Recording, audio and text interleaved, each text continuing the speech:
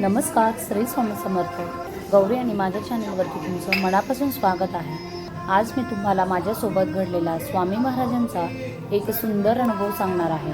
हा अनुभव माझ्या मनाला खूप समाधान देऊ गेला आणि त्या अनुभवाबद्दल मी काय सेवा केली होती, जे काही बोलली होती, मी मनातील इच्छा ती माझी पूर्ण झाली आणि मी केली स्वामींची सेवा. तर व्हिडिओ शेवटपर्यंत नक्की बघा. मी लग्नाआधीपासून स्वामी सेवेकरी आहे. स्वामींची सेवा, पारायण, नामस्मरण आणि नित्यपूजा हे माझ्या जीवनाचा एक महत्त्वाचा भाग आहे. आयुष्यात कितीही अडचणी आल्या तरी स्वामींवरचा विश्वास कधी कमी झाला नाही.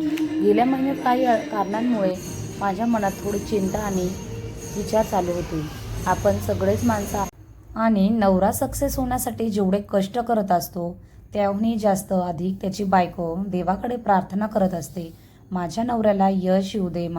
तर हीच इच्छा माझी पूर्ण झाली आणि मी केलं 21 अध्यायांचं पारायण एका दिवसाचं. माझी एक मनापासून इच्छा होती, ती मी कुणालाही न सांगता फक्त स्वामी महाराजांजवळ व्यक्त करत असते.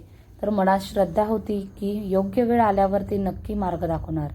आणि खरंच काही दिवसातच ती इच्छा पूर्ण झाली. त्या क्षणी मला पुन्हा एकदा स्वामींच्या कृपेची जाणीव झाली. आपण देवाजवळ जोडलेल्या हातांना जे काही आपल्याला फळ मिळत असतं ते कुठेही दुसरीकडे मिळत नाही. त्यामुळे कुठलाही देव असो, फक्त आपला विश्वास, आपली श्रद्धा ही अंतःकरणातून असली पाहिजे. तर असंच माझ्यासोबत घडत गेलं आणि प्रत्येक वेळेस ज्या वेळेस संकट येतं किंवा काही अडचणी आपल्यासोबत येत असतात तर त्यासोबत आपण कष्ट करायचे असतात आणि कष्टासोबत देवाची साथ आपल्याला मिळत असते. म्हणूनच कृतज्ञता व्यक्त करण्यासाठी मी एक दिवसाचं 21 अध्यायाचं पारायण करण्याचं ठरवलं. आज सकाळपासून मी त्याची तयारी केली. उंबरठा पूजन केलं, घरातील देवघर स्वच्छ केलं आणि मनापासून स्वामींची पूजा केली. मध्ये माझ्या बाळाला शाळेत सोडण्याची जबाबदारी होती, त्यामुळे ते काम पूर्ण करून मी परत आले आणि शांतपणे वाचनाला बसले. सुरुवातीला माळ जप केला आणि आजचा दिवस पूर्णपणे स्वामी सेवेला अर्पण केल्यासारखा वाटत होता. आज एकादशी असल्यामुळे देवाला नेहमीप्रमाणे नैवेद्य न दाखवता मी ड्रायफ्रूट्सचा नैवेद्य अर्पण केला आणि स्वामींना प्रार्थना केली. मी त्यांना एवढंच सांगितलं की महाराज, जशी आजवर माझ्यावर कृपा ठेवलीत तशीच कायम ठेवावी. सुखात आणि दुःखात, चांगल्या आणि कठीण काळात तुमचा हात माझ्या डोक्यावर कायम राहू द्या. आणि मला असं वाटतं की आपण कितीही संकटात असलो तरी श्रद्धा आणि विश्वास कधी सोडू नये, कारण स्वामी महाराज आपल्या प्रत्येक भक्तांची काळजी घेत असतात.